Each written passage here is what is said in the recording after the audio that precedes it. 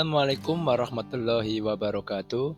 Perkenalkan, nama saya Ervin Dwi Priyanto dari SMK Lajar Menganti, Guru Produktif TITL. Di sini saya akan memaparkan aksi nyata saya. Di sini saya CGP, Guru Penggerak Angkatan 10 Kabupaten Gresik. Dalam pemaparan saya, aksi nyata modul 1.4 Budaya Positif. Perkenalkan, di sini fasilitator saya yaitu Pak Agus Triyanto dan pengajar praktek saya yaitu Dewi Kurnia. Dan saya sendiri calon guru penggerak Ervin Dupriyanto. Rancangan tindakan untuk aksi nyata saya. Yang pertama, latar belakang. Murid tidak suka peraturan karena selama ini jika mereka melakukan pelanggaran, maka akan mendapatkan hukuman dan cenderung akan mempermalukan dirinya. Tujuan aksi nyata. Yang pertama, menciptakan murid yang merdeka dan disiplin diri yang kuat. Yang kedua, menumbuhkan budaya positif di sekolah dengan meyakini nilai-nilai kebajikan universal. Tolak ukur. Yang pertama, terbentuknya keyakinan kelas melalui kegiatan kesepakatan kelas yang dilakukan wali kelas dan siswa. Yang kedua, siswa mampu menerapkan dan menjalankan keyakinan kelas yang telah dibuat. Lini masa tindakan. Tindakan-tindakan yang akan dilakukan. Yang pertama, menghadap kepala sekolah untuk menjelaskan pentingnya penanaman budaya positif dan keyakinan kelas di sekolah, serta meminta izin untuk mendiseminasikan bersama rekan guru. Yang kedua, mengumpulkan rekan guru untuk mendiseminasikan pemahaman materi budaya positif atau keyakinan kelas dan sekitar diskusi. Yang ketiga, berkoordinasi dan berkolaborasi dengan wali kelas untuk membuat kesepakatan kelas di kelas masing-masing. Merefleksi dan mengevaluasi keyakinan kelas yang telah dibuat.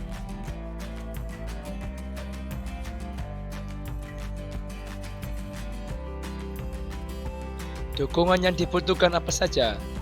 Yaitu dukungan dari kepala sekolah, rekan guru, mengumpulkan rekan guru serta murid agar tindakan yang telah disusun dapat dilakukan secara lancar dan menyeluruh. Yang kedua yaitu sarana dan prasarana untuk menumbuhkan budaya positif di sekolah serta orang tua dalam melakukan budaya positif di rumah. Berikut ini merupakan kegiatan diseminasi di sekolah mengenai pemahaman dan pengalaman budaya positif.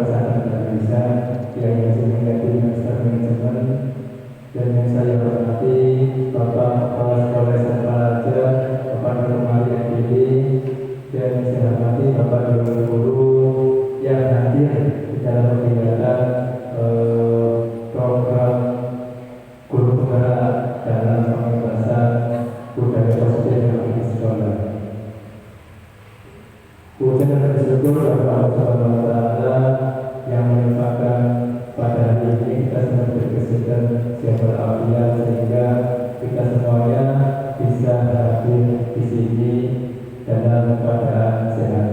Salam dan salam kita tujukan kepada baginda dan Nabi Muhammad SAW yang telah membimbing kita semuanya dari jalan belakang dan dari terang itu benar Islam dan iman. Bapak Ibu yang saya hormati, yang saya banggakan, saya pertama terima kasih bisa hadir dalam undangan kegiatan dalam program saya pada saat beberapa ini. Mudah-mudahan kegiatan pada saat ini nantinya bisa berjalan dengan lancar. Yang pertama, kegiatan yaitu diawali dengan sambutan dari kepala sekolah. Yang kedua yaitu diikuti dengan pemaparan materi dari sampaikan dari saya sendiri terkait budaya positif yang ada di sekolah. Yang ketiga yaitu penutup pertama dan disampaikan doa. Baik Bapak Ibu, sebelum kita mulai kegiatan pada siang ini, mari kita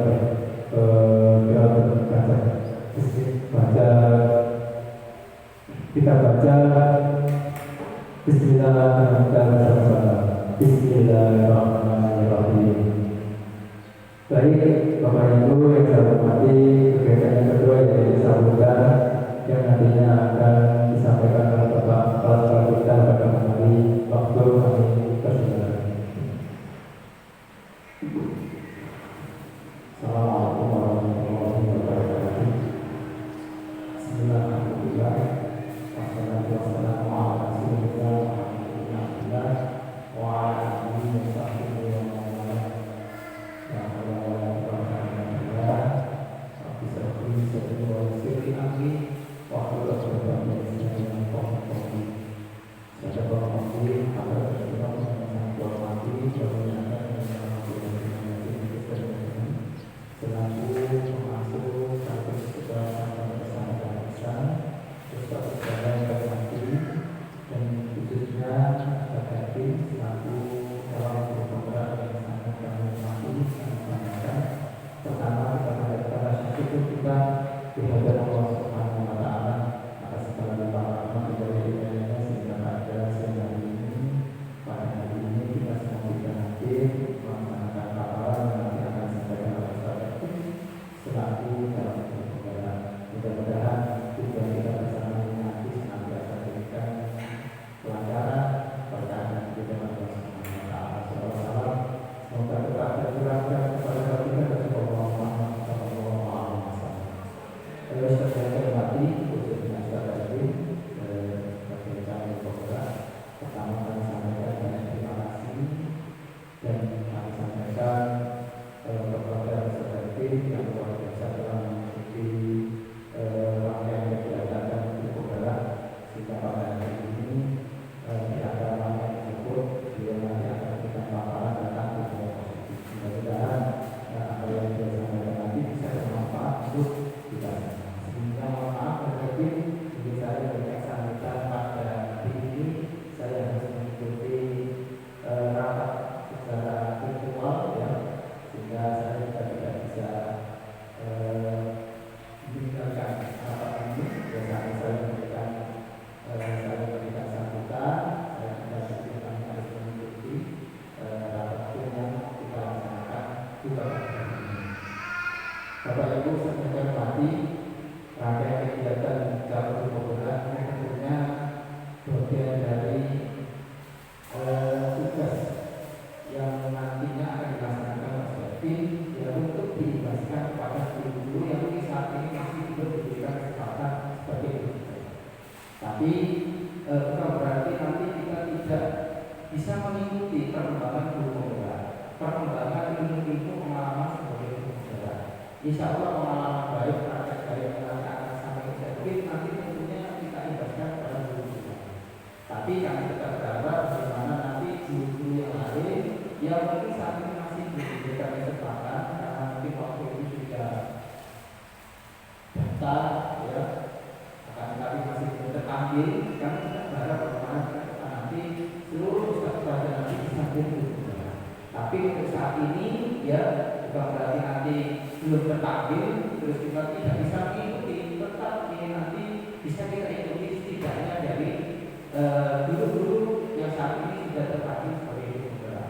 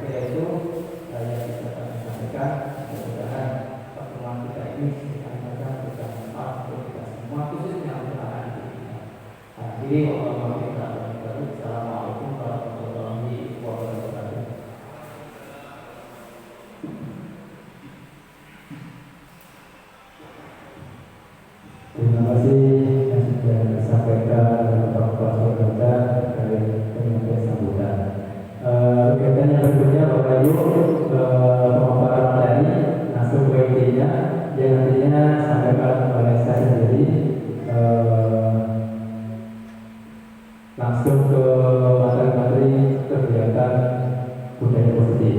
Oke, saya berdiri dulu agar bisa memaparkan pandangan ini.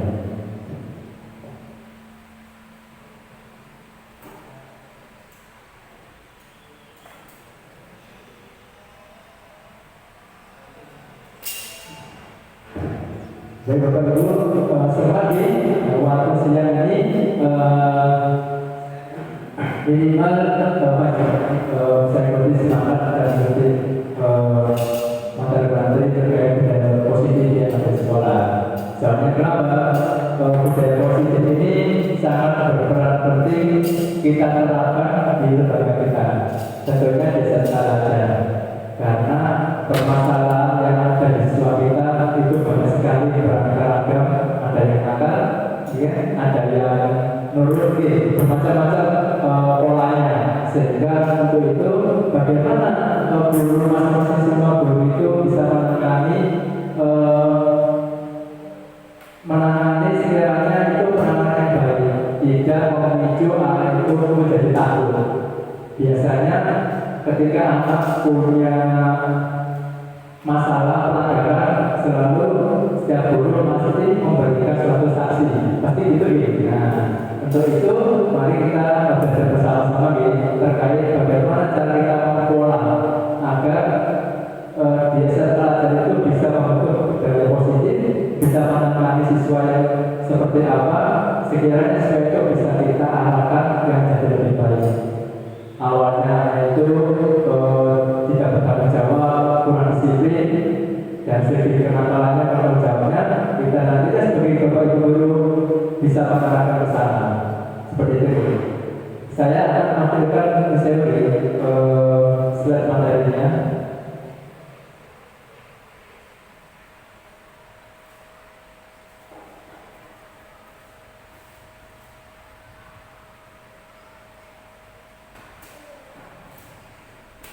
Baik Bapak Ibu, yang pertama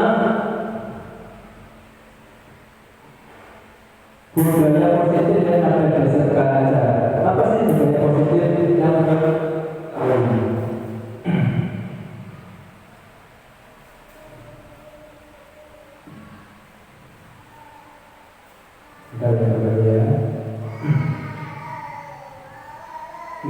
sekiranya Bapak Ibu, budaya positif itu kontennya seperti apa? Kalau dalam keturunan yang ada di antara kita sebagai guru itu mengarahkan, ya, mengayomi, menuntun, kan seperti itu sebenarnya materi yang saya sampaikan. Menurut salah satu perwakilan panjenengan budaya itu seperti apa artinya?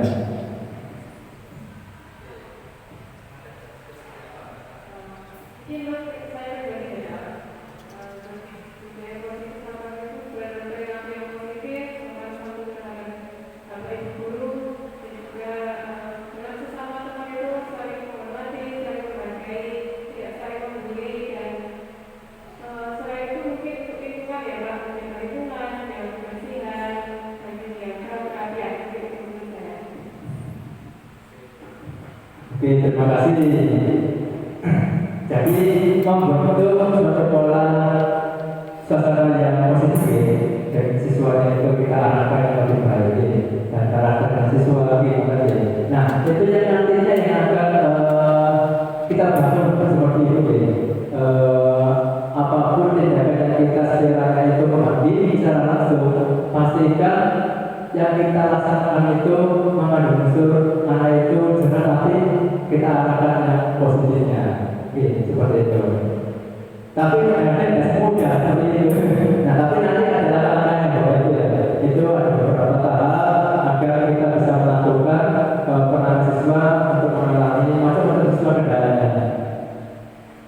Oke, Bapak, saya sampai tampilkan slide berikutnya.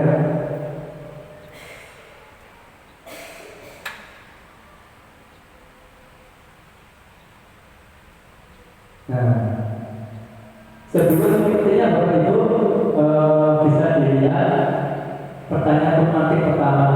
Nah, setuju atau tidak setuju Bapak Ibu? Hukuman dapat mendisiplinkan anak. Nah, ini yang pertama. Terus yang kedua, pemberian hukuman dengan hal positif seperti membaca atau membersihkan halaman sekolah itu dapat meningkatkan disiplin. Itu tidak. Yang ketiga, memberi penghargaan dapat meningkatkan motivasi belajar anak. Nah, ini kan Bapak Ibu nanti tahu jawabannya seperti apa. Setuju apa tidak? Dan tiga poin itu nanti kita bisa belajar bersama-sama ketika mengupas semua materi dari awal sampai akhir. Itu disebut dulu dapat keberkahan.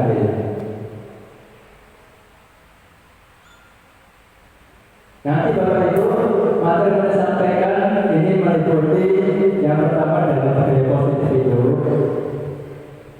Bagaimana sih penanganan disiplin positif dan nilai kebajikan? Nah, ini yang kita sampaikan tadi. Yang kedua, setelah anak siswa itu mendapatkan disiplin positif dan mendapatkan nilai kebajikan itu A sampai Z seperti ini, sudah tahu maka apa teori motivasi kita lakukan itu seperti apa? Melakukan hukuman atau penghargaan atau restitusi. Nah, ini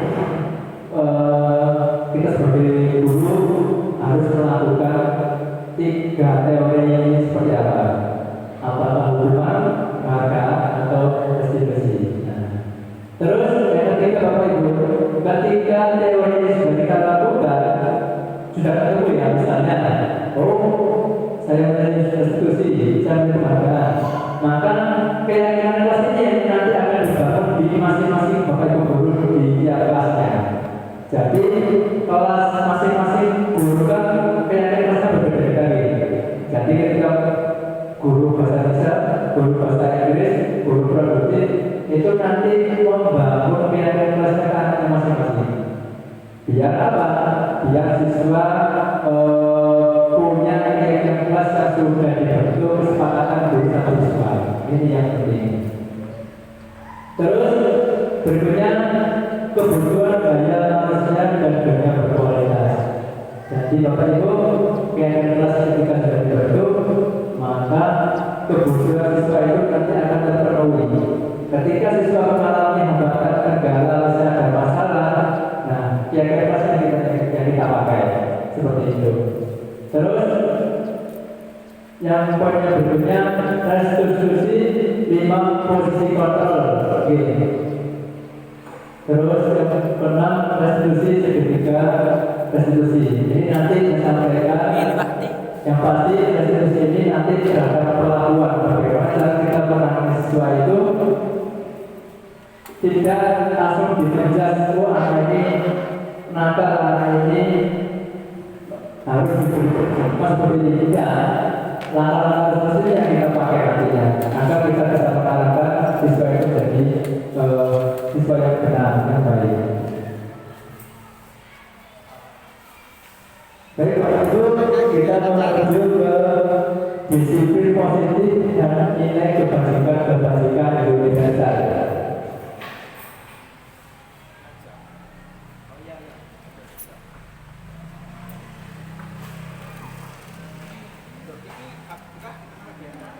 Ini tidak ada saja. Oke, Bapak Ibu, ini mesti kontrol kita sebagai guru harus melakukan perubahan paradigma apa yang kita lakukan. Contohnya di sini ada ilusi guru mengontrol murid. Nah, ya. Yang kedua, ilusi bahwa kritik dan membuat orang merasa bersalah dapat menguatkan karakter. Berikutnya, ilusi bahwa semua pengaruh positif efektif dan bermanfaat. Berikutnya, ilusi bahwa orang dewasa memiliki hak untuk memaksa. Ini ilusi kontrol Bapak Ibu ya. Sehingga berpendapat seperti apa kita bisa lihat. Siapa sih sebenarnya yang memiliki kontrol Bapak Ibu? Kita lihat kalau misalnya Bapak Ibu guru memilih stimulus respon. Oke. Kalau kita menggunakan stimulus itu artinya apa? Kita mencoba mengubah orang agar berpandangan sama dengan kita. Ya, itu kalau kita memilih tindakan stimulus respon. Terus perilaku buruk dilihat sebagai suatu kesalahan. Nah, jadi kalau guru memilih tindakan stimulus respon. Yang ketiga, orang lain itu bisa mengontrol saya. Nah, ya. Terus saya bisa mengontrol orang lain. Tentunya pemaksaan daripada saat berjuang gagal. Yang terakhir model berpikir mana atau kalah. Nah, ini biasanya dilakukan ketika guru ketika ada siswa bermasalah ingin apa sih kamu masalahnya? Dengan siswa kita kan nggak mau terbuka gitu, ya kan nggak mau terbuka.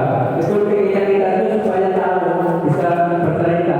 Akhirnya kita memberikan stimulus respon. Ayo kita kasih coklat. Ayo kamu tahu. Nah, ya contohnya seperti itu.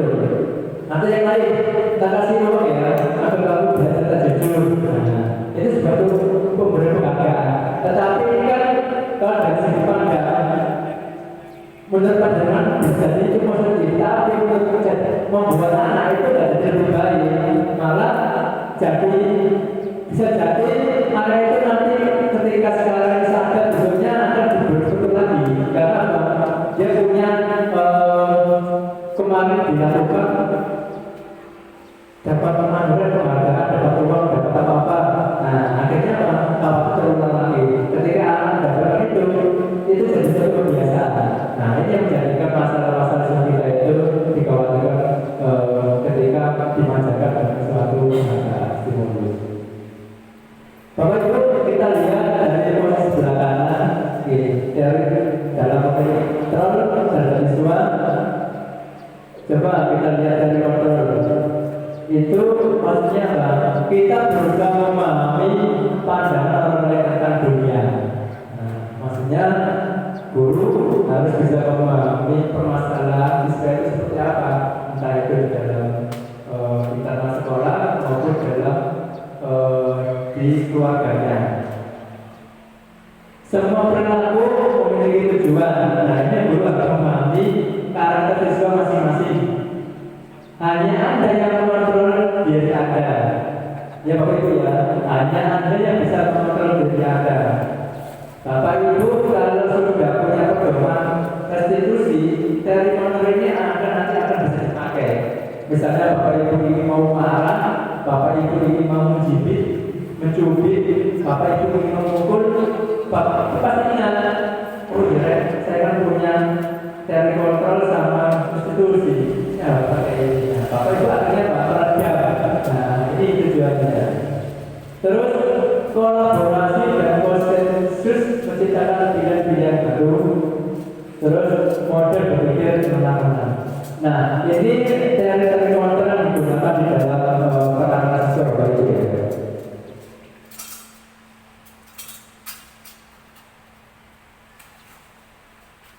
Bapak Ibu perhatikan di sini ada beberapa pengertian dari makna disiplin.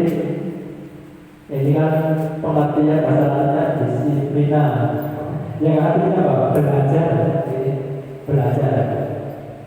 Dari kata konotasinya dengan disiplin diri dari murid-murid. Disiplin diri membuat orang memiliki potensi menuju sebuah tujuan. Apa yang dihargai. Namun dalam budaya kita, makna disiplin itu telah berubah menjadi sesuatu yang dilakukan seorang pada orang lain untuk mendapatkan kepatuhan. Kecenderungan Bapak Ibu di sini itu menghubungkan disiplin dengan membentuk undang-undang misalnya di kelas atau di bapak. Kita membuat disiplin siswa. Menurut Bapak Ibu sudah ada. Disiplin itu kan coba perhatikan yang ini. Kata disiplin itu nantinya membuat kita nyaman. Nah, ya. Misalnya contoh peraturan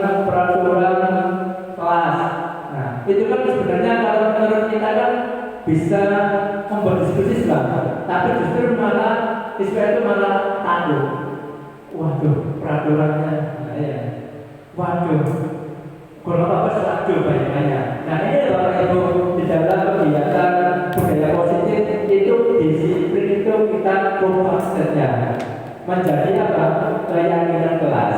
Makanya setiap Bapak Ibu nanti membuat disiplin peraturan di kelas, kita rubah menjadi apa? Keyakinan kelas. Itu harapan kita sebagai guru untuk merubah mindset siswa kita. Soalnya berbeda keyakinan kelas sama peraturan, nanti misalnya pasti berbeda. Siswa itu rasa kekhawatiran nantinya itu pasti hilang, ya. Keyakinan kelas disepakati bersama-sama. Kalau peraturan sudah diputuskan, apa baru dan sekolah itu berbeda ya. Nah ini yang kita coba saat itu. Nanti semua guru berbeda ini, keyakinan kelasnya masing-masing kelasnya. Yang pasti apa? Walaupun berbeda, itu sudah keputusan bersama untuk siswa dan untuk guru. Seperti itu oleh dia. Itu harapan kita. Nah, ini Bapak Ibu, sebelum guru itu membentuk keyakinan kelas terhadap siswa, kita kalau bisa mengarahkan siswa apa sih nilai-nilainya dalam membentuk keyakinan kelas. Bapak Ibu arahkan, yaitu nilai kebajikan. Nah ini yang penting, sangat penting kita sampaikan ke siswa. Nilai kebajikan apa saja kebajikan universal?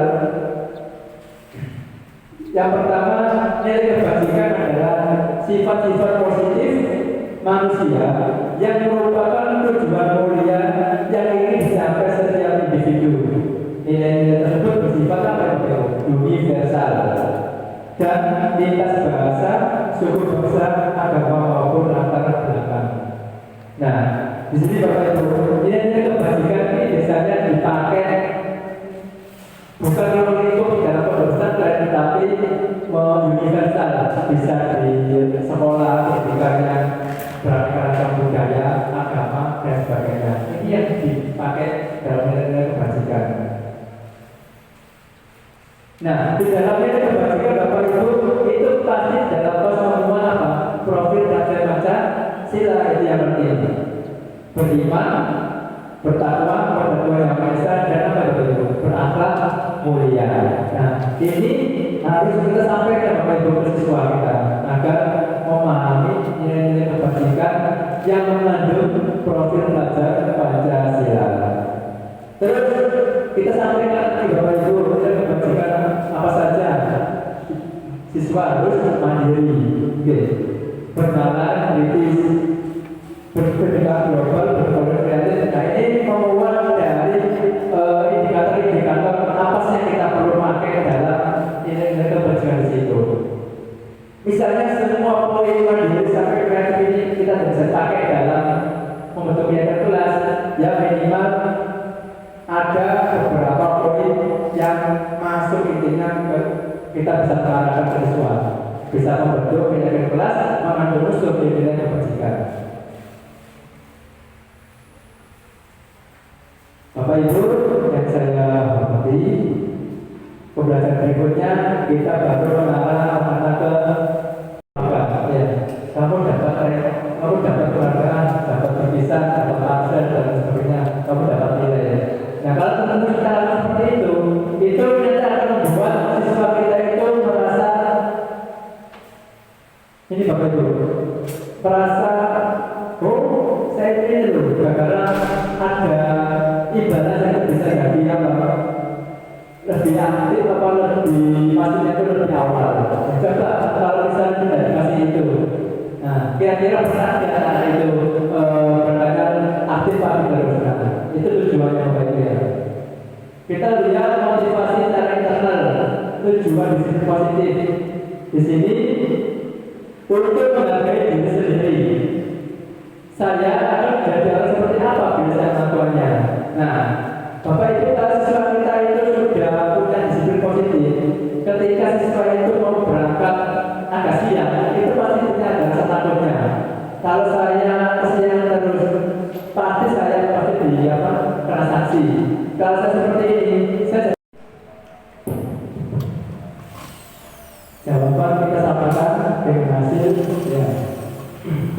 Seperti ini berbeda.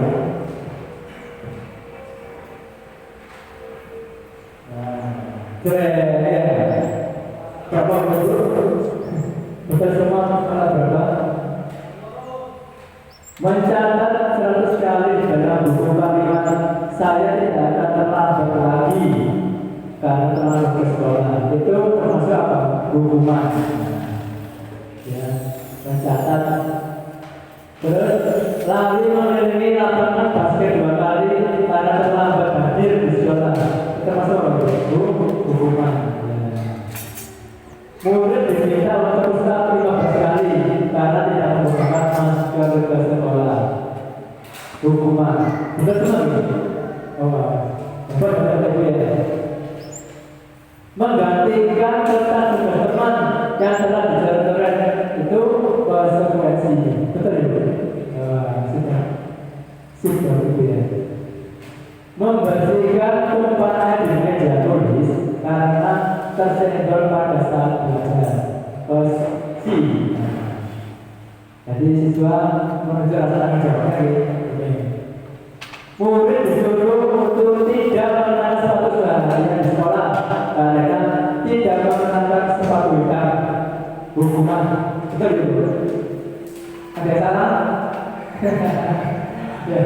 Murid disuruh tidak mengenakan sepatu seharian di sekolah tidak boleh.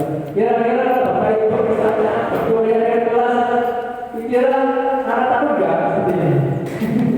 Ya, itu makanya khawatirnya peraturannya itu seperti itu. Ya. Nanti ini ada hubungannya Bapak Ibu, konsekuensi dengan hukuman. Nanti kira-kira kelas kalau bisa itu kita message-nya itu kita samakan dengan konsekuensi. Jadi kalau misalnya Bapak Ibu membuat peraturan itu sama saja dengan Bapak Ibu melakukan suatu hukuman ketika sesuatu pelanggaran. Kan seperti itu ya misalnya. Pasti. Lalu menit lapangan basket 2 kali baru ya. Karena terlambat 10 menit untuk masa kecil konsekuensi. Nah ini Bapak Ibu, kenapa konsekuensi? Ini sudah sepakati guru materinya. Ayo anak-anak ketika kamu terlambat, ayo kita berkesepakatan apa? Oh iya Bapak, saya mulai 2 kali terlambat 10 menit. Itu posisi ketika berusaha mengajar di lapangan. Ya, itu berkesepakatan. Biasanya hari ini Bapak Ibu ya, murid disuruh, ayo pakai sepatu seharian di sekolah, tidak pakai sepatu hitam. Nah itu hukuman akan menjadikan sesuatu itu malah tidak lebih baik. Dia akan pola pikirnya akan merasa takut terus. Ya, ketika melakukan pelanggaran. Nah itu maksudnya.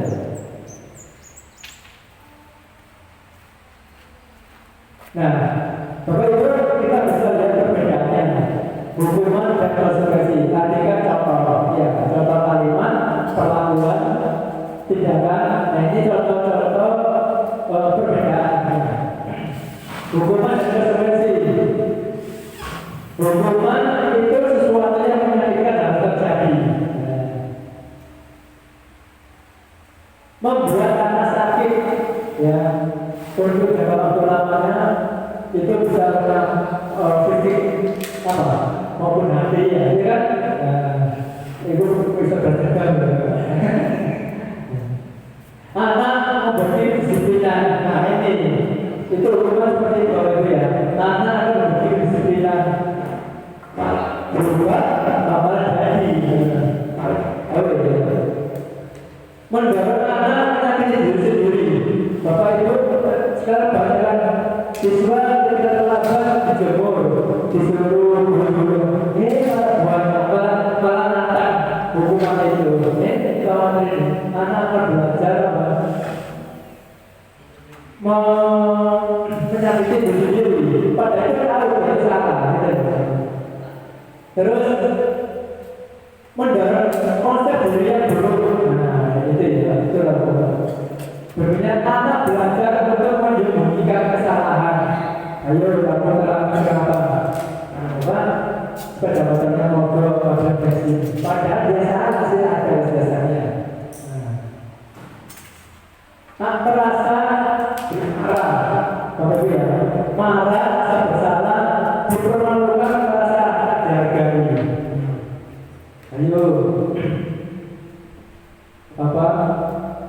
Misalnya hukumannya itu bikin dia malu, ya kan? Pasti dia nilainya apakah saya dihargai, merasa dilihat banyak orang, banyak anak, dipermalukan. Itu masalah sebagainya. Nah, ketika kita berikan dengan konsekuensi, Bapak Ibu bisa lihat sesuatu harus terjadi membuat anak merasa tidak nyaman dalam jangka waktu pendek. Ketika kita memberikan aturan yang positif, tapi misalnya dia jangka pendeknya itu dia merasa kalau jangka besar dia akan hilang lah, tidak sampai jangka panjangnya itu atau menengah. Soalnya kalau dia besar ada sekali jangka itu ada. Itu misalnya kita anak besar. Anak akan menghargai disiplin. Nah, Bapak Ibu ya, itu kalau konsekuensi. Terus stimulus tanggapan, ya, mendorong anak agar berbicara diri, konsep diri yang baik, anak belajar mengikuti peraturan, terus konsep yang benar dibuat dan nyaman, diasingkan untuk sementara. Itu Bapak tidak berbeda dari hukuman dan konsekuensi. Nah, Bapak Ibu, ketika kita menghadapi siswa yang kita ajak untuk melakukan restitusi, ini biasanya sering itu diskusi secara sederhana, tetapi nanti kita bisa mengadakan itu pun menjadikan lebih baik, tidak menghubungi secara langsung. Nah, berbagai diskusi itu seperti itu, ya, kita melakukan diskusi sampai anak itu punya rasa bersalahnya untuk bisa memperbaiki kesalahan. Itu adalah diskusi itu. Makanya, lalu lanjut, ciri-ciri diskusi diantaranya bukan anak untuk bersalah, namun untuk belajar dari kesalahan. Yang pertama. Yang kedua, memperbaiki hubungan. Contoh, kalau kita lihat siswa kita itu memarahi temannya karena dia melakukan tugasnya, dia memaci-maci, ya, dia memaci-maci atau memukul, maka kita memperbaiki hubungan Bapak Ibu dengan temannya dicaci maki. Cara apa? Tadi apakah perlakuannya itu salah atau benar? Nah, kita diskusi kembali. Kira-kira kelas sudah tidak dia miliki, seperti itu. Terus tawaran bukan pasangan. Nah, contohnya jika dia tidak sengaja melupakan botol atau minuman karena tugasnya temannya, ya kita orang begitu. Ini bukan pasangan. Nah, kalau kamu sudah melupakan air ke tugasnya teman kamu, nanti kamu lakukan. Pasti dia punya ide untuk jawab. Oh ya Bapak Ibu, saya bertanggung jawab untuk menggantikan kertas tugasnya. Seperti itu. Jadi dia tidak dipaksa, tapi punya menggambar rasa tanggung jawabnya itu untuk mengganti tugasnya. Contoh kertas tadi misalnya, seperti itu. Restitusi menuntut untuk melihat ke dalam diri, mencari berdasar dan berdasar tindakan. Restitusi diri adalah cara yang paling baik dan fokus pada karakter bukan tindakan. Ini Bapak Ibu ya, fokus pada solusi dan membiarkan murid yang bersalah pada kelompoknya. Jadi Bapak Ibu intinya itu apa? Kita menawarkan jadi lebih baik siswa yang sebelumnya itu bersalah menjadi punya rasa tanggung jawab yang dia lakukan. Itu kita bisa berubah siswa kita bertanggung jawab jika kita menghadapi apa punya rasa bersalah atau merasa dia punya pelanggaran seperti itu.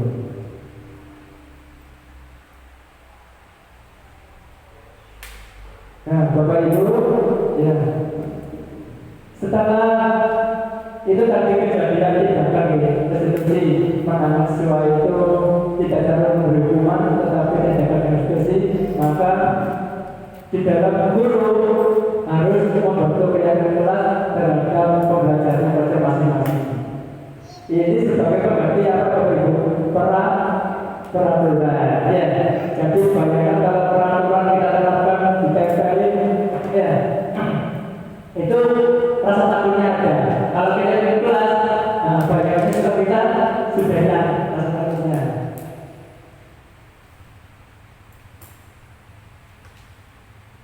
Mengapa tidak peraturan saja?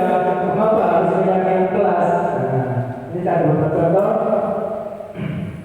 Mengapa kita memiliki peraturan harus menggunakan helm bila mengendarai kendaraan kedua? Mengapa kita memiliki peraturan 3M menggunakan masker, mencuci tangan dan menjaga jarak 1,5 meter? Mengapa kita memiliki peraturan harus tetap tepat waktu pada saat mengikuti pelatihan peraturan? Nah, untuk mendukung motivasi secara intrinsik, kita kembali ke nilai keyakinan Bapak Ibu. Itu akan menggerakkan seorang dibandingkan mengikuti serangkaian peraturan. Ayo anak-anak, coba hari ini kelas kita buat peraturan kalau siswa kita menghadapi pelanggaran sanksinya ini. Takut gak? Pasti takut. Ayo anak-anak, kita buat kelas bersama, sepakati bersama agar apa? Ketika kesepakatan ini bersama, maka kalian sudah ada konsekuensinya. Nah, ini yang menjadi positifnya. Ya. Dan siswa dari gurunya sudah sepakat. Nah, dari kira-kira tadi itu kalau bisa menandung ini dibagikan Bapak Ibu dan lupa. Ya. Begitu ya. Oke. Ini contoh Bapak Ibu. Nah, kalau keyakinan kelas sudah sepakati Bapak Ibu, biasanya guru itu langsung membuat poster Bapak Ibu. Nah, di kelasnya. Jadi kalau sudah disepakati bersama-sama, guru dan siswa, ayo anak, setelah keyakinan kelas kita disepakati bersama, maka keyakinan kelas yang kita buat, kita jadikan poster agar setiap harinya kita tahu ketika masuk kelas, oh lihat keyakinan kelas ya. Contoh, ini kesempatan kelas. Datang tepat waktu mengucapkan salam. Menjaga kebersihan sekolah. Berdoa sebelum dan sesudah kegiatan aktif dalam pembelajaran tertib. Nah ini kesempatan kelas Bapak Ibu yang betul tadi untuk membentuk keyakinan kelas. Kesempatan kelas sebelumnya kami guru dan murid yang saling menyayangi. Kami murid yang semangat belajar, kami murid peduli dengan teman-teman. Itu contohnya Bapak Ibu. Mungkin Bapak Ibu bisa tebakkan seperti apa kesempatan kelas yang sekiranya itu memenuhi kebutuhan siswanya. Ya, itu sudah memenuhi kebutuhan siswa.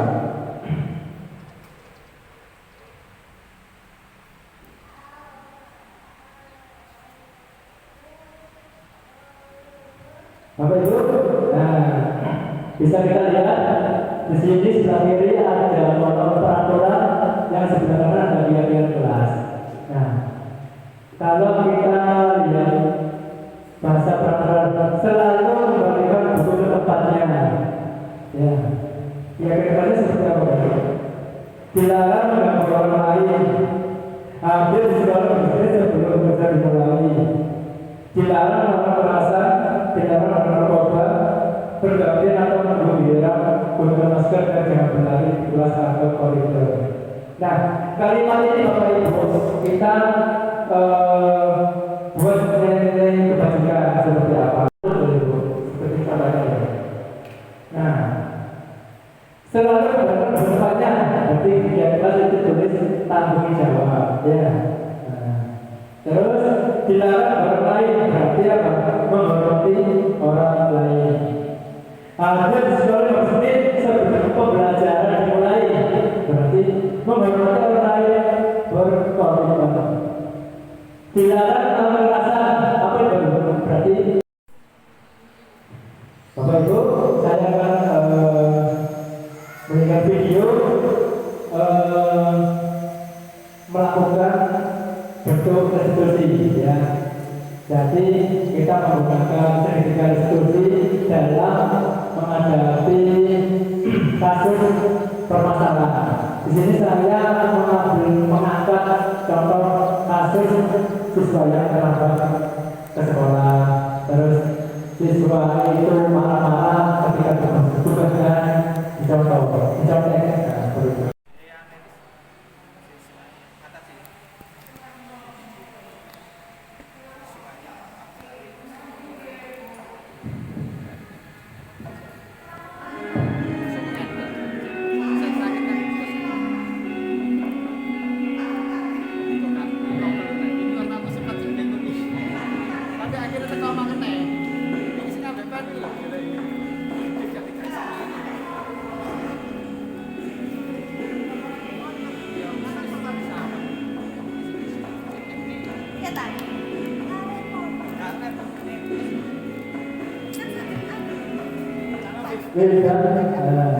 Tidak terima termasuk dicatat kemudian.